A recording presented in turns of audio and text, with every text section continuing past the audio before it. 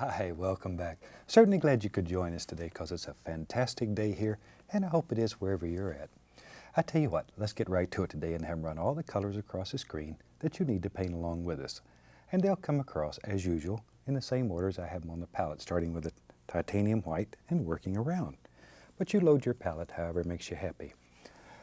All right, let's see what we have up here today. Today I've got my standard old 18 by 24 inch canvas, but any size will work. We just use that size for the television cameras.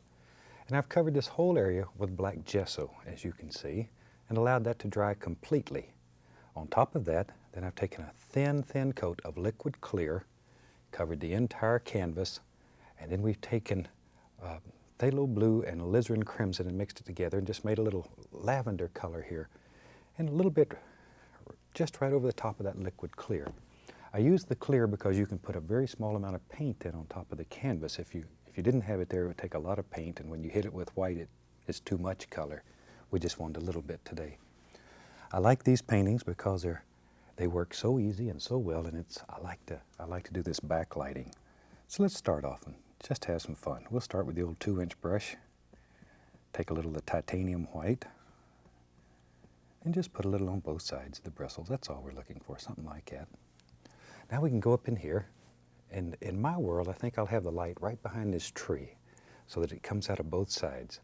So we'll start right here, and it doesn't matter if you get a little bit on this tree because we're going to come back and put some color back on top of it. Make little X's, and then just start blending outward.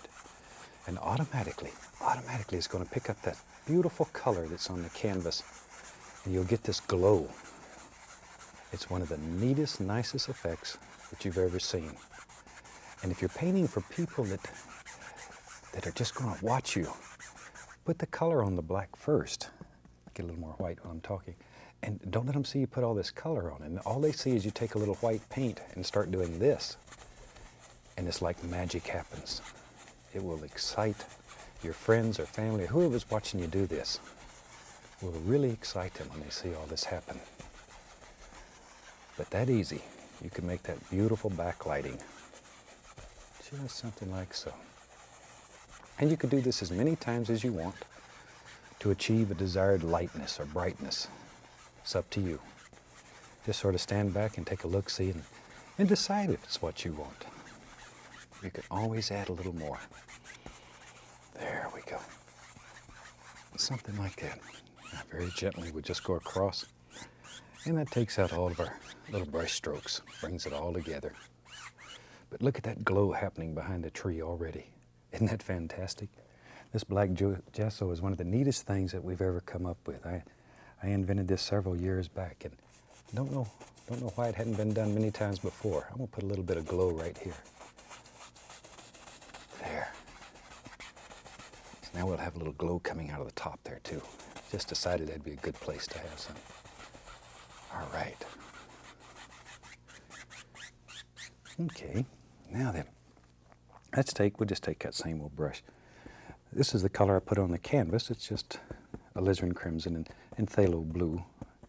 And I'm going to tap the brush right into a little bit of that. Just want a little paint right on the end. And let's go up in here and begin making some little trees and bushes and all kinds of little things that live way back here in the distance. We don't want a very dark color at this point. It's too bright, too much light hitting things. Just the corner of the brush, just tapping. There. And just sort of put in some very basic little shapes. Very basic little things. Let's go on the other side over here and give him a couple over here. There he is. Don't want this side left out. It'll get upset. We want everybody to be happy in our world. So we'll give him some little trees over here on this side. There they are. But once again, all we're looking for here is very basic little shapes. We're not looking for a lot of detail yet. We'll work on that later. Right now we're just putting in some little background shrubbery and trees.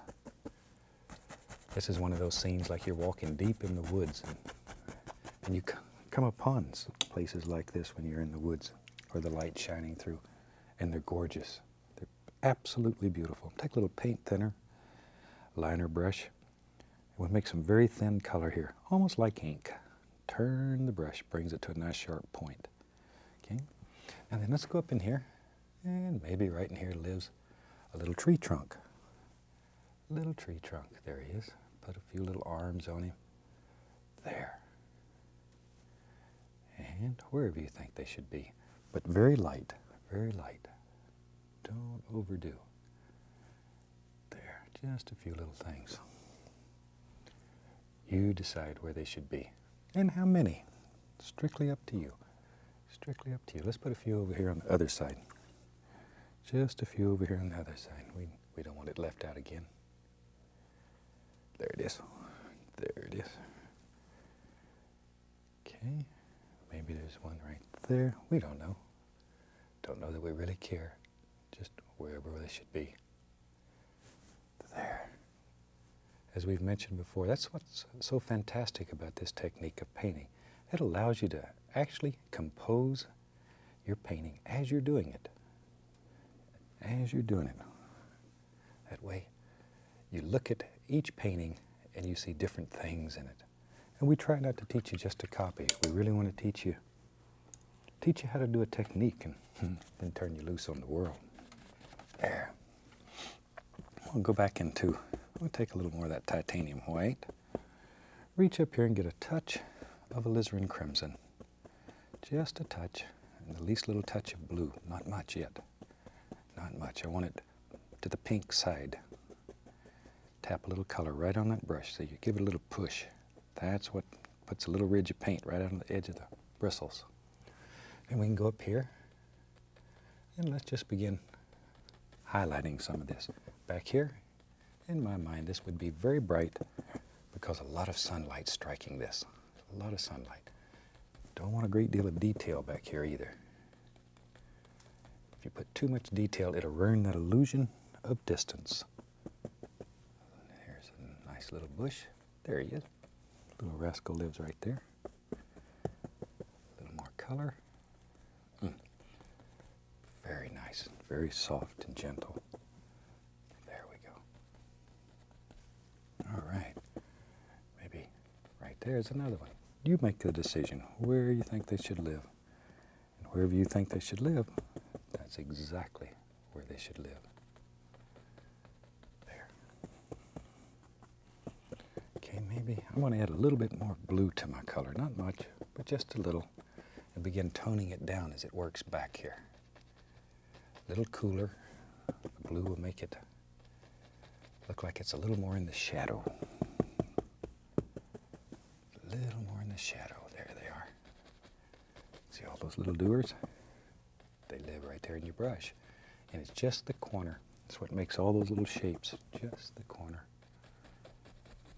There. But think about little individual branches and little individual shapes inside of each bush. Take a little bit more color, maybe down in here there lives. Yep, there's another one. But begin working in layers. These layers will create the illusion of depth in your painting, distance. That's what we're looking for. All right, let's go on the other side. Let's go over here on the other side. Back to our, we'll use a little alizarin crimson and white. Make us a nice pinky color. And then, with that, same thing as been on the other side. There, this would be a good place for my little squirrel to live.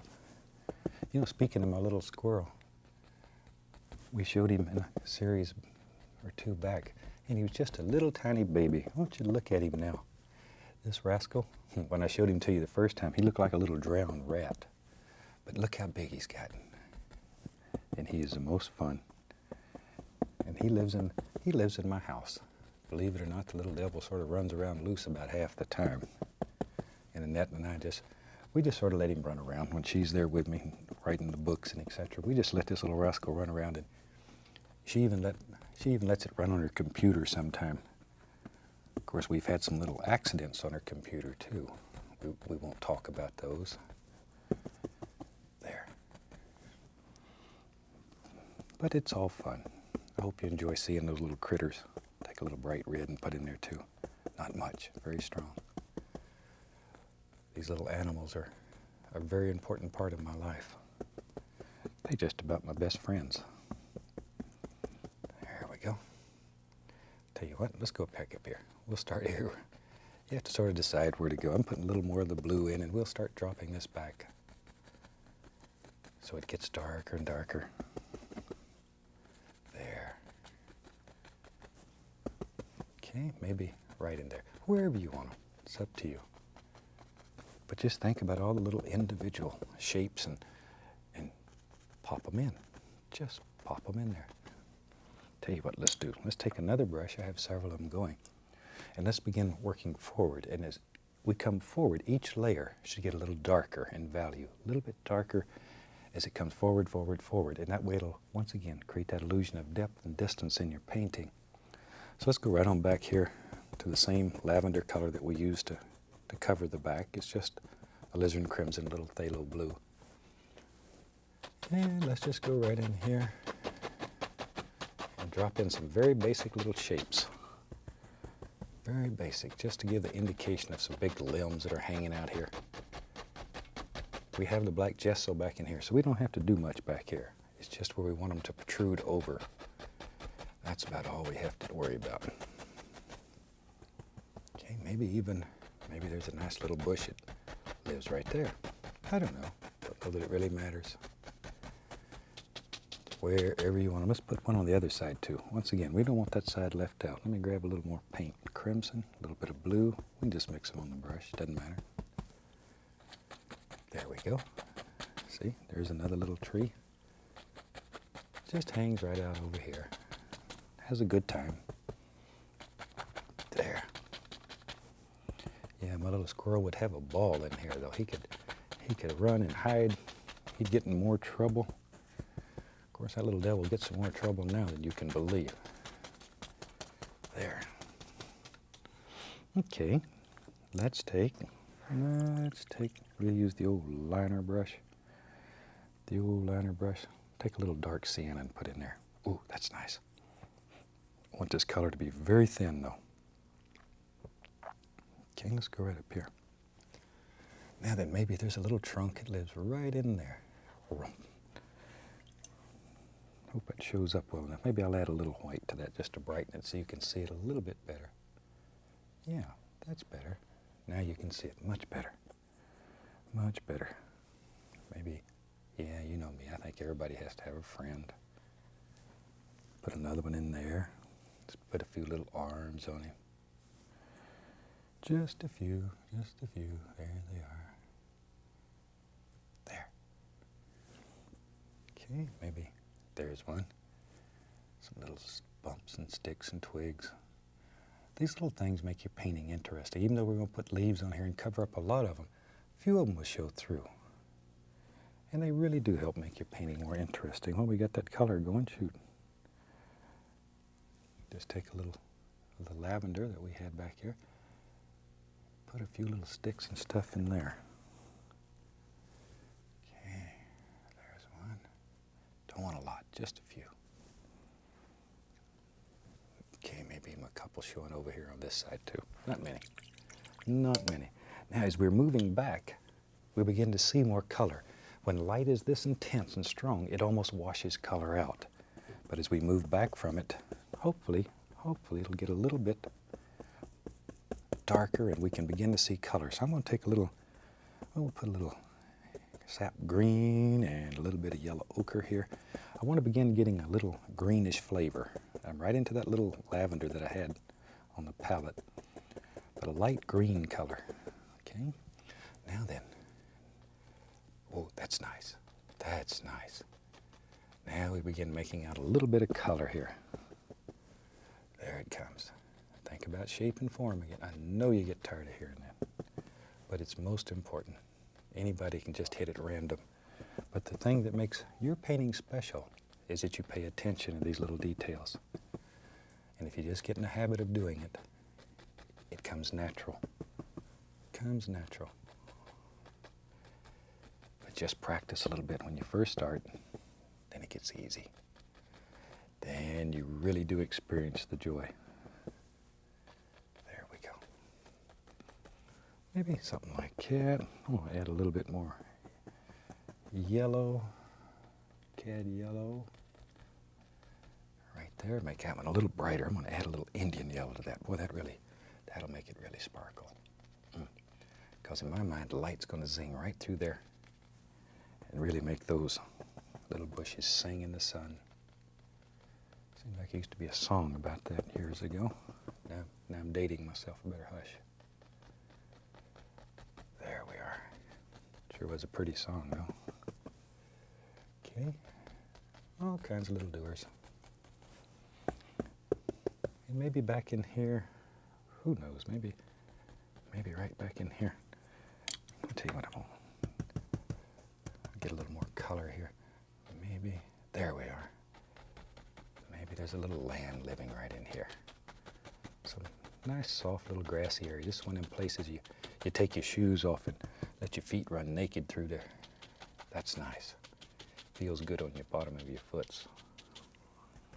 That's a very nice little yellow ochre and Indian yellow, CAD yellow. Maybe even a little touch of the bright red here. Oh, look at there. See? Look. I've painted 20, 30,000 paintings probably, at least. And I still get excited when I see this work. It is so fantastic. Because for so many years I agonized over paintings. Just agonized over them. They weren't fun. They really were not fun. This is fun. There, maybe there's a happy little bush. He lives right there. Just a little, cute little devil. There we go. I'm gonna make that a little darker back in there, right around that area. There, see? Isn't that super? Nice grassy area. Let's go on the other side. Don't want to leave this side out. And this old tree right here, there it comes, see here? Comes some nice leaves that are hanging right over. And once in a while, maybe in your mind, maybe the sun really zings through. You can put a little white with your green. Not much, not much. A little bit of the white, titanium white. See there, and sparkle it like your sun striking right across the top of those nice leaves there. See there? But don't overdo this. If you overdo it, it'll lose its effectiveness. And be stingy with this. There. And it gets darker and darker as it moves back out of the light. Just add more of the sap green or put a little black with it. Because black and yellow make a beautiful greenish color.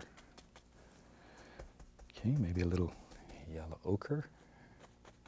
Put another little bush that lives there. Put a little bright red with that.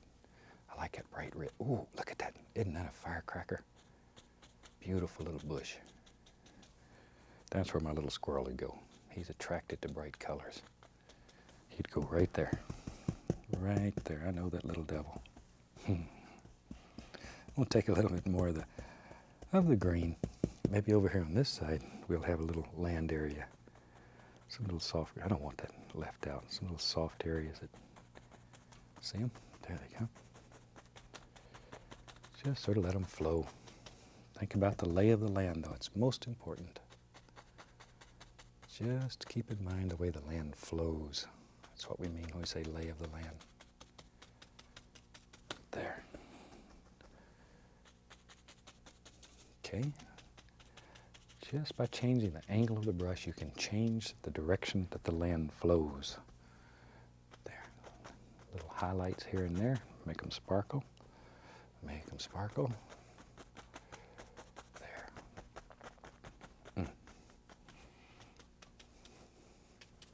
Shoot, I tell you what, I think it's time we worked on this big old tree. I've been saving it because it's the fun part of this whole painting. Let's go up here into, we'll use some Van Dyke brown, some dark sienna, just together here. Maybe even grab a little black to darken it up. There, good. Okay, let's go up in here. Now then, we can just sort of follow our little outline we put in here with a black gesso.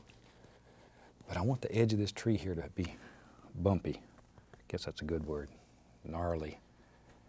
I want it to have some things happening, and I just don't want a old straight tree standing there. This old tree is about to fall over. It'll make a big crash out there in the forest. There. Got a little arm there. There we go. Just give that little tree some arms. There we are. One over here, wherever you want them. Totally and completely up to you. Painting is as individual as people are. So you paint the kind of world that you see. And that's the kind that's right. Maybe there's an old bump, big root there. Now then, to highlight that, because I want this to stay quite dark, it's the contrast that keeps that tree and that light looking so good. It's that dark contrast against the light area. So I don't want to kill this beautiful darkness. I'm going to take just a little white and just sort of let it bounce right along the edges. Make it look like rough old bark in there. Just let it bounce. Don't overdo. Once again, if you lose all that nice darkness, your tree's going to just sort of flow into the background. And what makes it so beautiful is the fact that it sort of stands out here all by itself. Well, I got that brush going. Look here, look here, look here.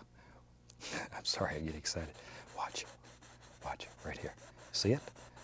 Take a little of the white and brown and just start going like so. Look at that. And we can make a happy little path, maybe right down by this big old tree. Maybe it just comes right on down in there somewhere. Shoot, I'll tell you what, let me grab another fan brush. I know one. As you paint, you see things, and as you see them, don't fight them, let them happen. Natural things seem to happen in paintings. A lot of times people say, how in the world do you keep developing all these paintings? Because there's nearly 270 shows when we get finished here. A lot of times I just take a canvas and start painting on it and sort of step back and look at it and stare at it. And I know that sounds sort of silly, but by staring at it, you can find all kinds of things. I'm just going to bring that old tree right down into a little bit of grass right down here at the path. Shoot, maybe right here, maybe there's a little more right in there. Wherever you think there should be some little grass. But this is how you can help form the indication of big old gnarly roots and stuff that's growing out of the bottom of this tree. Putting little patches of grass. Oh, I see something. We got a minute left here. I'm gonna get crazy. Take a little liquid white, mix it with a titanium white. Don't go away, I'll be right back. I'm gonna reach up here and get at least a little touch phthalo blue. Okay, let's go back up here. You know me. Watch right here what happens. Maybe in our world, yep, watch that. Little waterfall lives right along in there. Here it comes. Bloop. Oh, it fell over again. Maybe there's a happy little stone right there. Look at that, look at that. See it, see it? Isn't that exciting that that happens like that? And you can do this. There are no secrets here that we don't give you. Look at that. And you never know. Look at there. There's another little place that fell over. But see how easy you can make all these little things? And it's picking up that color that's underneath, and these things just happen for you. All these beautiful colors. Let's have some fun. I'm going to take just liquid white. I'll reach up here and get some dark sienna. Just mix it in here. We're making a very, very thin paint. Very thin. Okay, let me wipe the knife. Okay, now I'm going to take, we'll use the old filbert brush. I'm going to go right through the Van Dyke brown, a little dark sienna, just mix them together. Then I'm going to go through one side.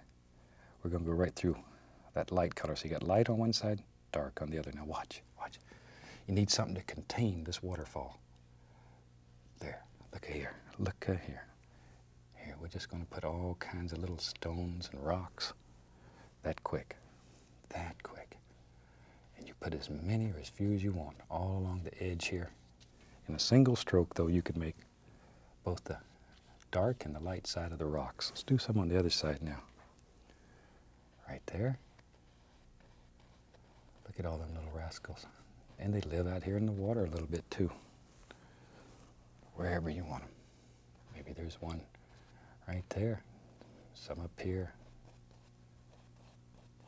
All over the place. There we go. See, now we have something to sort of hold that water in so it doesn't get away and run out of the painting. Because it will. It'll run all over the painting, get your floor wet. Let's take a little black, a little sap green, mix it together on this big brush. Shoot, we got to do something up here in this old big tree. Let's put some nice limbs that hang over on this tree. There. See, there he comes. Hangs right over the top of these. Beautiful old tree. Just using some black and sap green. Now, we use the same old brush. I want a dark green color though, a little bit on the bristles. And we can go up in here and begin picking out some little individuals. But I want this to stay very dark, very dark. Don't want it to get too light. This is the grandpa tree up here. There. There he is. Okay, a little bit right in there. Okay. But think about form and shape even in this big old tree. Don't just hit it random. I know sometimes it looks like we're just throwing this up here. But try to make it look like there's things hanging all around and really bring it all together. A few little things right there. Shoot, we about to have a finished painting. What do you think? I think we're going to call that one done. Hope you enjoyed it. From all of us here, I'd like to wish you happy painting, and God bless, my friend.